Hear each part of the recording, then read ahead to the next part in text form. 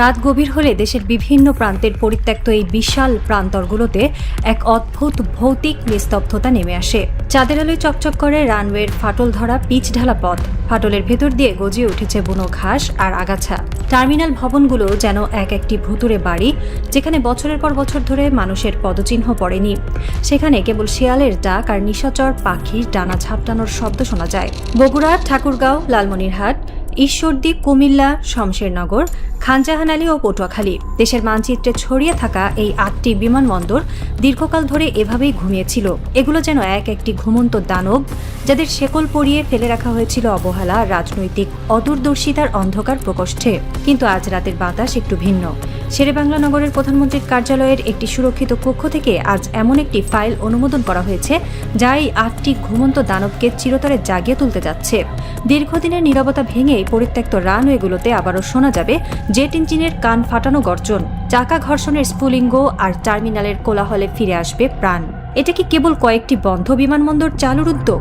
সাধারণ চোখে দেখলে হয়তো তাই মনে হবে, কিন্তু ভূরাজনীতির আতশ কাচের নিচে ফেললে দেখা যায় এটি হলো ঢাকার এক বিশাল সুপরিকল্পিত এবং মাস্টারমাইন্ড গেম প্ল্যান, যার লক্ষ্য শুধু বিমান চলাচল নয়, বরং আঞ্চলিক অর্থনীতি, বিনিয়োগ আর জাতীয় নিরাপত্তার এক অভেদ্য ডেক বা ঢাল তৈরি করা।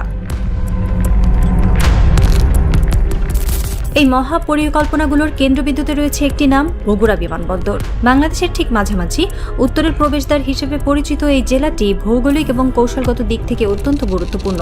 সরকারি বিমানবন্দরটিকে শুধু একটি সাধারণ ডোমেস্টিক বা অভ্যন্তরীণ বিমানবন্দর হিসেবে চালু করতে চাইছে না। তাদের পরিকল্পনা আরও বিশাল, আরও আগ্রাসী। বগুড়াকে গড়ে তোলা হবে একটি আন্তর্জাতিক মানের অ্যাভিয়েশন হাব এবং কার্গো পরিবহনের মূল কেন্দ্র হিসেবে। এই লক্ষ্যে সেখানে নির্মাণ করা হতে পারে 10,500 ফুট দীর্ঘ এক বিশাল রানওয়ে। 10,500 ফুট, এই সংখ্যার অর্থ কি জানেন? এর অর্থ হলো বিশ্বের সবচেয়ে বড় এবং ভারী যাত্রীবাহী বিমান ও কার্গো উড়োজাহাজগুলো, যেমন বোয়িং 747 বা এয়ারবাস A380, অনায়াসেই এই রানওয়েতে ওঠানামা করতে পারবে। আধুনিক টার্মিনাল, সর্বাধুনিক রাডার সম্বলিত নিয়ন্ত্রিত টাওয়ার এবং বিশাল কার্গো কমপ্লেক্স নিয়ে কয়েক হাজার কোটি টাকার এই মেগা প্রকল্প বাস্তবায়িত হলে পুরো উত্তরাঞ্চলের অর্থনৈতিক মানচিত্র চিরতরে বদলে যাবে। ঢাকা বা চট্টগ্রামের উপর নির্ভরতা কমিয়ে উত্তরবঙ্গের কৃষিপণ্য, শিল্পপণ্য এবং রপ্তানি সামগ্রী সরাসরি বগুড়া থেকে উড়াল দেবে বিশ্বের বিভিন্ন প্রান্তে। এটি শুধু একটি বিমানবন্দর নয়, এটি হলো উত্তরের মানুষের অর্থনৈতিক পরাধীনতার শেকল ভাঙার এক চূড়ান্ত সনদ। বগুড়ার পর চোখ ফেরাতে হবে একেবারে উত্তর পশ্চিমের সীমান্ত ঘেঁষা জেলা ঠাকুরগাঁওয়ের দিকে। দীর্ঘদিন চরম অবহেলায় পড়ে থাকা এই বিমানবন্দরটিকে ঘিরেও শুরু হয়েছে এক নতুন রেনেসা। প্রথম ধাপে জমি অধিগ্রহণ, রানওয়ে সম্প্রসারণ এবং আধুনিক নিরাপত্তা অবকাঠামো নির্মাণের কাজ অত্যন্ত দ্রুত গতিতে এগিয়ে নেওয়ার পরিকল্পনা হাতে নেওয়া হয়েছে। কেন ঠাকুরগাঁও?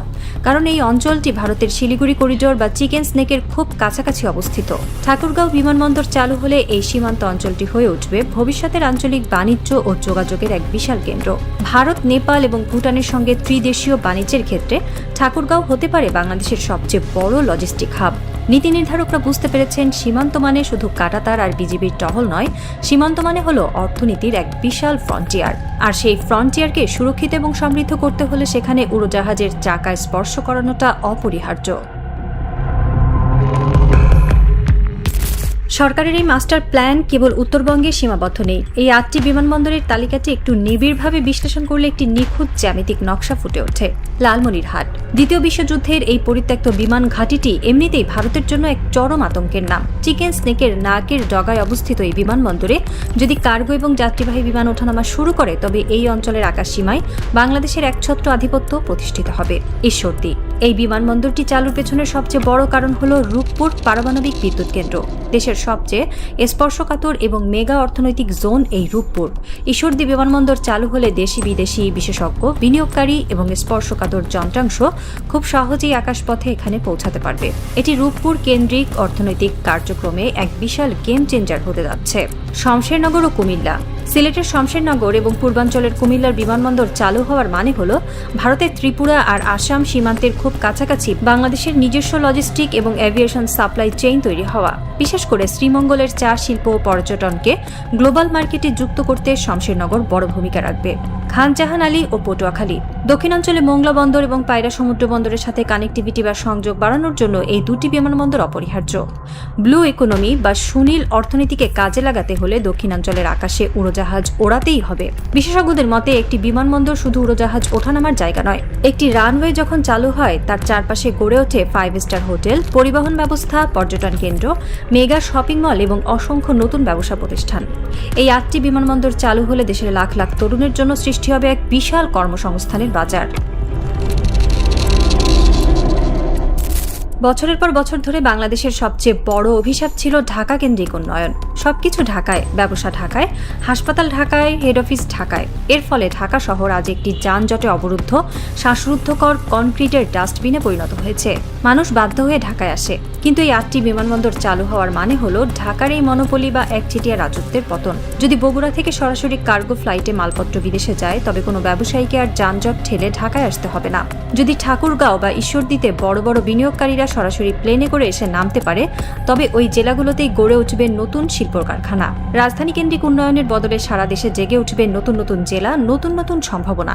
এটি কোনো সাধারণ অবকাঠামোগত উন্নয়ন নয়, এটি হলো একটি দেশের প্রশাসনিক এবং অর্থনৈতিক বিকেন্দ্রীকরণের এক নীরব এবং প্রলয়ঙ্কারী বিপ্লব। 1000 কিলোমিটার দূরে নয়াদিল্লির সাউথ ব্লক বা ভারতের রিসার্চ অ্যান্ড অ্যানালাইসিস উইং রয়ের সদর দপ্তরে আজ রাতের শেষ হাওয়াটা বেশ গুমোট। তাদের সামনের বিশাল ডিজিটাল স্ক্রিনে বাংলাদেশের একটি স্যাটেলাইট ম্যাপ ভাসছে। ম্যাপের ওপর 8টি নির্দিষ্ট জায়গায় লাল রঙের ছোট ছোট বিন্দু জ্বলজ্বল করছে। বগুড়া, ঠাকুরগাঁও, লালমনিরহাট, ঈশ্বরদী, কুমিল্লা, শমশেরনগর, খানজাহান আলী, পটুয়াখালী। ভারতের গোয়েন্দা কর্তারা কফিতে চুমুক দিয়ে এই লাল বিন্দুগুলোর দিকে এক দৃষ্টিতে তাকিয়ে আছেন। তারা জানেন এই বিন্দুগুলো শুধু 8টি বিমানবন্দর নয়, এগুলো হলো বাংলাদেশের 8টি নতুন স্ট্র্যাটেজিক দুর্গ। তাই এতদিন ভেবেছিল বাংলাদেশকে তারা চারপাশ থেকে ঘিরে রেখেছে, কিন্তু আজ ঢাকা এমন এক চাল চাললো যা তাদের সমস্ত হিসাব নিকাশ উল্টে দিল। যখন এই 8টি বিমানবন্দরে বাংলাদেশের বিমানগুলো ওঠানামা করবে, যখন রাডারগুলো অন হবে, যখন কার্গো টার্মিনালগুলো 24 ঘন্টা সচল থাকবে, তখন পুরো বাংলাদেশের আকাশসীমা এবং লজিস্টিক নেটওয়ার্ক এমন এক নিশ্ছিদ্র লৌহ বর্মে পরিণত হবে যা ভেদ করার সাধ্য কারো থাকবে না। শেরেবাংলা নগরের সেই ফাইলে হয়তো এতক্ষণে সিলমোহর পড়ে গেছে। কাল সকালে যখন এই ঘুমন্ত দানবগুলোর চারপাশে বুলডোজার আর এক্সকাভেটরগুলো গর্জে উঠবে, তখন সারা বিশ্ব বুঝতে পারবে বাংলাদেশ আর কোনো একটি শহরের নাম নয়, বাংলাদেশ এখন পুরো 56,000 বর্গমাইলের এক জাগ্রত, স্পন্দিত এবং অজেয় আকাশসীমার নাম। সাউথ ব্লক এখন প্রমাদ গুনছে। তারা জানে ঢাকার এই নতুন অ্যাভিয়েশন ব্লু প্রিন্ট শুধু অর্থনীতিকেই চাঙ্গা করবে না, এটি দক্ষিণ এশিয়ার আকাশে ক্ষমতার ভারসাম্য চিরতরে বদলে দেবে। খেলা তো কেবল শুরু।